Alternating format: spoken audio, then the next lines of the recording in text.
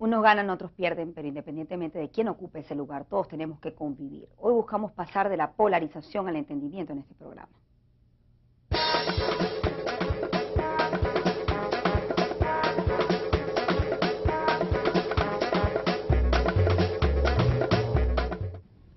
No te reconozco como gobernador, para que lo sepas. Yo, jefe de Estado, no te reconozco a ti. Y voy a tomar las medidas legales, porque tú has desconocido la Constitución. Aquí la lucha no es pueblo-pueblo. Aquí la lucha es pueblo versus un gobierno ilegítimo. Un gobierno espurio. Un presidente espurio. Tiene la palabra el diputado Ismael García. Le hago una pregunta al diputado Ismael García. ¿Usted reconoce a Nicolás Maduro como presidente? ¿Reconoce o no reconoce? Tiene la palabra el diputado Earle Herrera.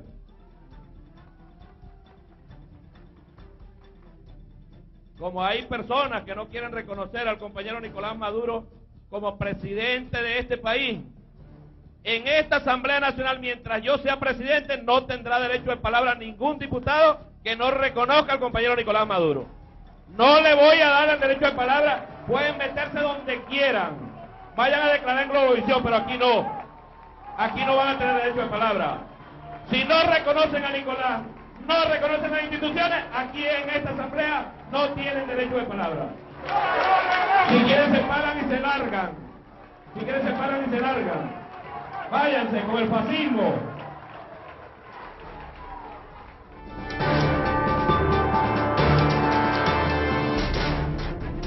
¿Cómo se logra la reconciliación cuando no reconoces al otro y cuando tampoco reconoces el derecho de otro?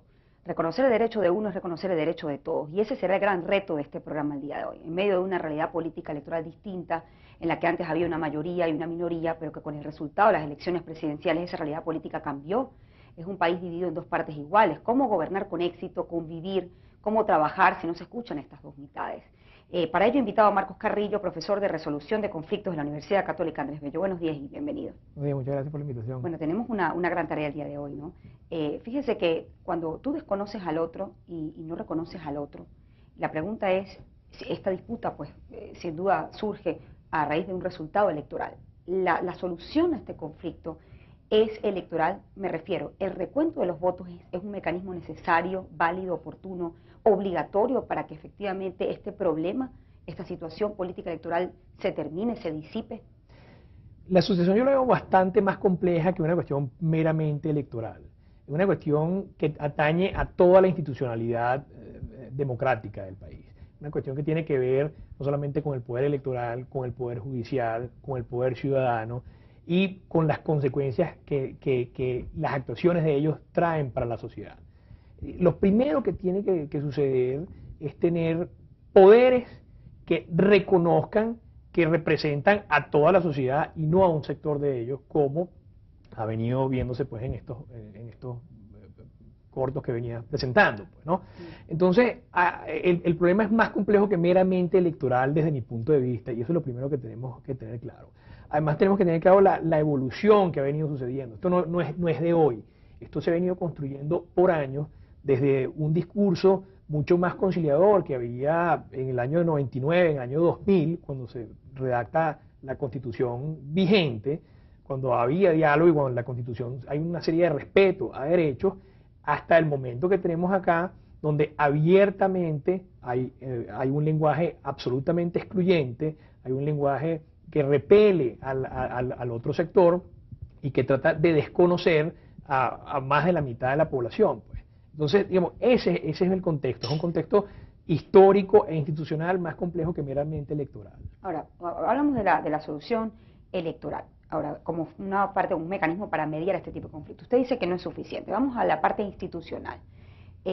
Fíjese que con relación a este punto, en una primera declaración, la presidenta, la rectora Tibisay de Lucena, había desestimado el recuento de los votos manual. Sin embargo, ayer vimos una apertura, se recibió la impugnación y bueno, ya quedará de parte del directorio en conjunto, pues decir si se acepta pues esta impugnación. Por otra parte, la presidenta del Tribunal Supremo de Justicia, Luz Estela Morales, pues ayer hablaba de que el conteo manual no está contemplado en la Constitución vigente, cosa que es cierta, el conteo, Pero el recuento, según tenemos entendido, sí está contemplado porque forma parte de la verificación ciudadana. De hecho, cuando uno se lleva el comprobante o lo rompe, es un delito, es decir, tiene una función. Ahora, el punto es de que para una parte de la población no hay una confianza en las instituciones. Para una parte, para otra parte sí. Y creen que esas decisiones corresponden a parcialidad política, que no hay independencia de los poderes. ¿Cómo se logra, desde el punto de vista institucional, mediar este tipo de situaciones? Sí. Cuando para una de las partes, estas instituciones no tienen una independencia. Sí, aquí hay una cuestión, en principio legal. El conteo manual sí está reconocido por la propia ley de procedimientos electorales, de procesos electorales. Si mal no recuerdo, el artículo 219, ¿no? Está perfectamente reconocido para este tipo de verificaciones. Entonces, eso es lo primero que hay que tener, digamos. Hay un marco legal que respalda esto. Pero más allá de lo legal, hay una cuestión de tino político y de necesidad política. Hay necesidad de que al menos la mitad del país que no confía en las instituciones trate de confiar o pueda eventualmente confiar en las instituciones.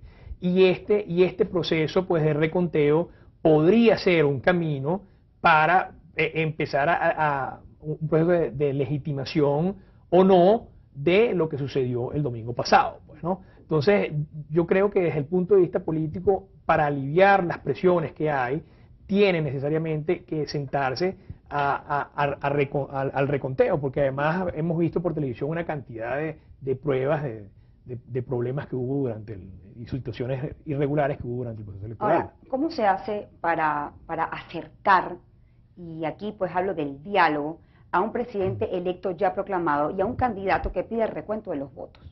Sin que implique el diálogo, porque creo que el venezolano percibe el diálogo, el acercamiento, el sentarse a negociar, no condiciones, digamos que cómo podemos salir de esa situación como una rendición. ¿Eso es posible hacerlo en este momento? ¿Es obligatorio hacerlo?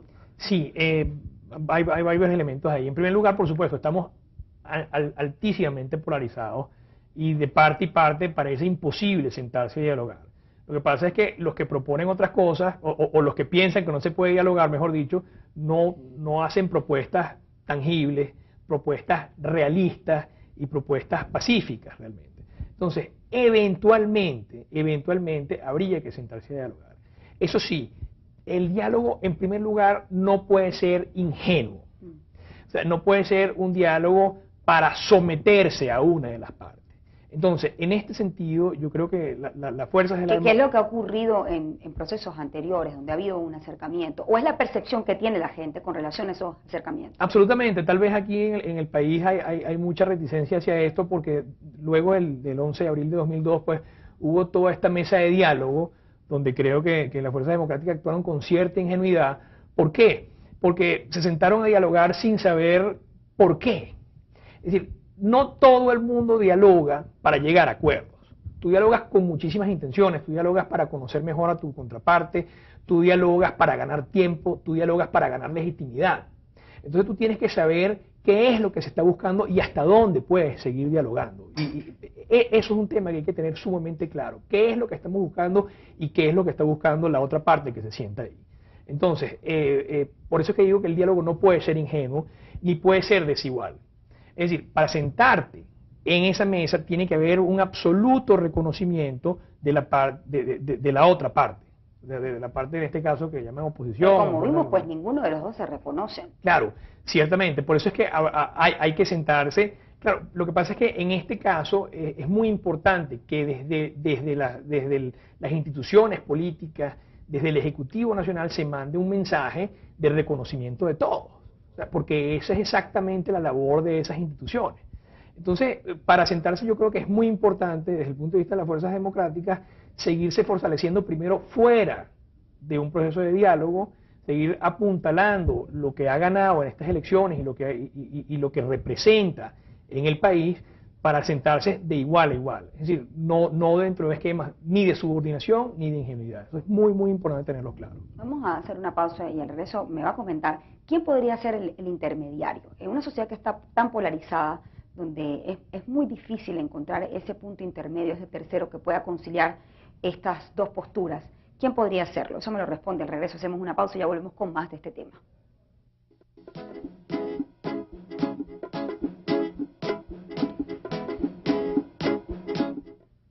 cómo pasar de la polarización al entendimiento, el tema que estamos tocando el día de hoy aquí en Soluciones. Le preguntaba quiénes son esos líderes, ese tercero, ese intermediario que pudiese acercar a estas partes para poder superar esta situación política, electoral o electoral que trasciende el ámbito político. Sí, podemos hablar de varios niveles. Yo creo que un nivel que va trasciende lo electoral y ve mucho más hacia el futuro, mucho más a largo plazo, es construir niveles de diálogo a nivel comunitario. Eso es absolutamente importante. Además, la experiencia comparada así lo ratifica. Por ejemplo, el ejemplo de Irlanda fue muy interesante, que llegan a acuerdos entre el IRA y la contraparte, y se firman los acuerdos de Ulster y no se podían concretar. Y cuando se pone a investigar, era que no había permeado hacia la sociedad. Entonces empezaron a armar vasos comunicantes dentro de las comunidades. Y fue así que se pudieron empezar a implementar esos acuerdos.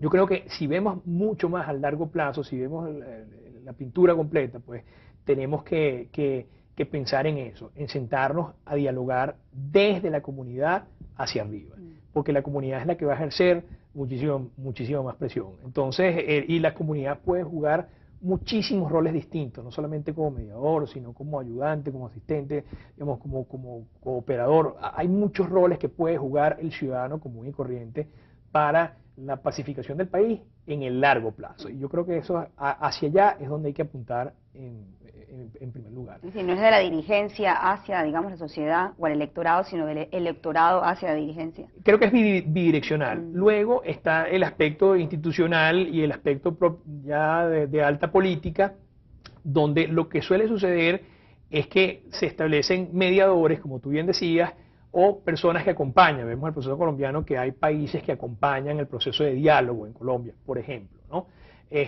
O instituciones que sean reconocidas. Tradicionalmente la Iglesia ha sido una institución, claro, ha sido bombardeada por una de las partes, sin embargo, dentro de la Iglesia es muy plural también, ¿no? Hay un tercer elemento mucho más político, que es la posibilidad de que haya vasos comunicantes entre las partes. Tal vez los que tienen más alto perfil, y tal vez eso no va a pasar en los medios ni pasa en la asamblea, pero pasa tras bastidores. Es decir, el chavismo tiene muchos más matices de los que parece. El chavismo no es, hoy en día, muchísimo más. Entonces, dentro de esos matices, con toda seguridad, hay gente dispuesta a sentarse a dialogar. El propio José Vicente Rangel lo decía hace poco en un artículo que escribió.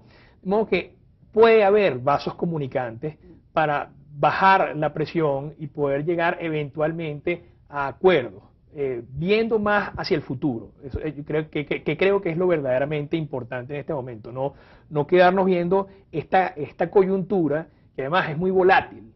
Lo que la semana pasada no nos podíamos imaginar bajo ninguna circunstancia lo que estamos pasando esta semana. Sí. Y esa volatilidad muy probablemente vaya a seguir. Entonces yo creo que tenemos que seguir viendo más el largo plazo y el mediano plazo, y por supuesto analizar la coyuntura actual también, pero no ahogarnos en esto. Bueno, fíjense, generalmente cuando, por lo menos jurídicamente, cuando dos personas se sientan a tratar de llegar a un acuerdo, pues el término es, bueno, hay un vencedor y hay una persona que resulta pues derrotada o vencida. En términos electorales, ¿pueden quedar ambas partes satisfechas en esta situación? Si ese diálogo, ese acercamiento se diera. Claro, lo primero es esa aproximación al diálogo que expresa muchísima gente. Esa es una aproximación que ha sido superada modernamente, realmente. Hoy en día la aproximación al diálogo es de respeto y de mutuo beneficio, de mutua ganancia, es decir, no ganar en detrimento del otro. Y en el ámbito político hay sobradas experiencias de este tipo de diálogo, de este tipo de negociación, en donde hay respeto mutuo a los intereses de ambas partes y donde eventualmente se pueden llegar a la convivencia. Es decir, es importante pasar de la simple coexistencia en un territorio, como más o menos estamos ahorita, a la convivencia, a la tolerancia, al respeto al otro. Ahora, ¿el respeto implica tolerar injusticias? No, absolutamente no. O sea, es muy importante esto. El respeto no implica, como decíamos antes, el sometimiento. El respeto no implica el totalitarismo. El respeto se da solo dentro de esquemas democráticos. O sea, lo que está en juego hoy en día es el rescate, y lo que está en juego generalmente en procesos de transición es la solidificación o el rescate de la democracia, la protección de los derechos humanos. Creo que son los dos grandes puntos y por supuesto en tercer lugar la consecución de la paz social. Yo creo que son los tres grandes puntos que en estas situaciones complicadas, conflictivas, pues son las que hacia donde se debe apuntar. Usted hablaba de un punto interesante, ¿no? Y es esa reconciliación y ese diálogo que debe partir de la base, ¿no? De la comunidad. Fíjese que durante todo este tiempo ha habido sin duda un desconocimiento sistemático del otro. Bueno, yo goberné, efectivamente se gobernó para unos, pero no para todos. Yo le quité la riqueza a algunos para dársela a otros. La justicia es igual para algunos, pero no para todos. Esto, digamos, ese tipo de división, esta manera, pues, digamos, de pensar hacia el otro, de no reconocer el disenso, de no reconocer el pensamiento, ha penetrado a lo que es la sociedad. Y tenemos una sociedad que está profundamente fracturada desde el punto de vista social, político también. ¿Cómo lograr volver a reencontrarse, que los venezolanos se reencuentren con sus valores, que se reconozcan y que respeten sus diferencias, pero no por ello pues tengan que confrontarse por este tipo de ideas? Eso me lo va a responder al regreso. Hacemos una pausa y ya volvemos con más de este tema. ¿Cómo pasar del entendimiento o de la polarización al entendimiento? Parte de los comentarios que nos llegan a esta hora a través del Twitter y el tema que estamos tocando. Fíjese, aquí dice Judith Bracho que lo primero que podemos hacer para reconciliarnos es, a decisión personal de cada ciudadano, es dejar de ofendernos e insultarnos. Un gran mensaje. Es importante pasar de la simple coexistencia hacia la convivencia y la tolerancia, parte también de lo que dijo el invitado. Frank Agustini dice enfocarse en otorgo, gano, me someto, no hacer perder de vista una perspectiva de mayor impacto. A ver, ¿qué otro? Dice Frank Agostini, dice no centrarnos en la puja por posiciones particulares de ceder o otorgar. Manuel Balsa nos dice, ¿cómo hacer si una de las partes no quiere o no apuesta al diálogo? Como es el caso del actual presidente y su comitiva. Jorge Pirelam dice, de parte del gobierno, olvídense del diálogo. Nos vuelve a comentar, nos dice Nancy Castillo, el gobierno le conviene mantener la división, ellos no son democráticos. Otro comentario que nos hace Rafael Moreno, el entendimiento solo podrá ocurrir entre las masas, el liderazgo oficialista ya demostró que jamás cederá. Bueno, fíjese que hay una percepción, y es interesante, ¿no?, de que hay una de las partes que no quiere dialogar. Realmente es una percepción real, me explico. No se puede sentarse a dialogar cuando una de las partes efectivamente ha demostrado, lo hablamos, que el desconocimiento pues ha sido sistemático a lo largo de este tiempo, o por lo menos una parte de la población lo siente así, que se gobernó para unos y no para todos, se distribuyó la riqueza para algunos y no para todos, la justicia es igual para algunos y no para todos, en fin. Puede realmente reencontrarse los venezolanos, y lo vemos aquí, con sus valores, entre ellos, la parte, digamos, de la comunidad, para que efectivamente nosotros podamos reestructurar ese tejido social pues que está fracturado. Sí, es muy interesante las intervenciones. Hay gente que no cree que eso pueda pasar. Claro, y ha sido un poco la posición en los últimos años del gobierno. Yo no tengo por qué sentarme a dialogar porque yo manejo todas las instituciones, básicamente, ese es el mensaje. Y entonces, ¿por qué me voy a sentar a dialogar yo si yo tengo, por ejemplo, unos tribunales que siempre me van a dar la razón? Además, eso está probado científicamente por estudios. Y por el otro lado dice, ¿para qué lo voy a hacer si esa realidad es así? Ciertamente, ¿no? Entonces, tú tienes eso. Sin embargo, desde la perspectiva del gobierno, tienen que sacar otro tipo de cuentas. Yo creo que el gobierno se está jugando su supervivencia política en el largo plazo también. Yo hago mucho énfasis en no quedarnos viendo esta coyuntura en el largo plazo. Es un gobierno que viene de perder al menos 1 millón de votos, y eso no es poca cosa. Entonces, ellos mismos decían, tienen que revisarse. Y una persona que se está debilitando o un grupo que se está debilitando tan velozmente, tiene entonces que reconsiderar lo que está haciendo, porque pareciera que lo está haciendo muy mal. Es necesario sentarse desde el punto de vista político para poder gobernar de forma exitosa, tomando en cuenta los resultados electorales. Es que la única forma de gobernar en democracia es a través del diálogo. Por eso existe el Parlamento, por eso es tan terrible lo que hizo Diosdado Cabello, porque la única manera es entendiendo que hay matices. O sea, yo siento que hay asesoría probablemente que viene fuera de Venezuela, que no entienden cómo funciona la democracia realmente, ¿no? Que creen que hay esa visión de subordinación del ciudadano al Estado, por ejemplo, que hay que excluir definitivamente, porque si no, no podemos llegar a eventualmente acuerdos, repito, en el largo plazo. Ahora, a la hora de sentarse eventualmente, repito, es muy importante que se fortalezca la otra parte, que pueda reconocerse fuera de la negociación, que el que no te quiere sentar, mira, si no te sientas, las consecuencias para ambos pueden llegar a ser muy dramáticas, pueden llegar a ser totalmente lo contrario de lo que la mayoría de la gente desea. Frente a esa cuestión que decíamos que está altamente polarizado, puede ser inclusive relativo, y hay experiencias interesantes. Se puede despolarizar. Absolutamente. Es que cuando tú vas a las comunidades, y eso se ha hecho en Chacao, lo han hecho varias ONGs también, tú ves que la comunidad dialoga muy francamente y llegan a acuerdos sobre sus comunidades. Para poder convivir. Otro ejemplo, por ejemplo, Leopoldo López hablaba de que hay números que dicen que el 80% de la población quiere reconteo.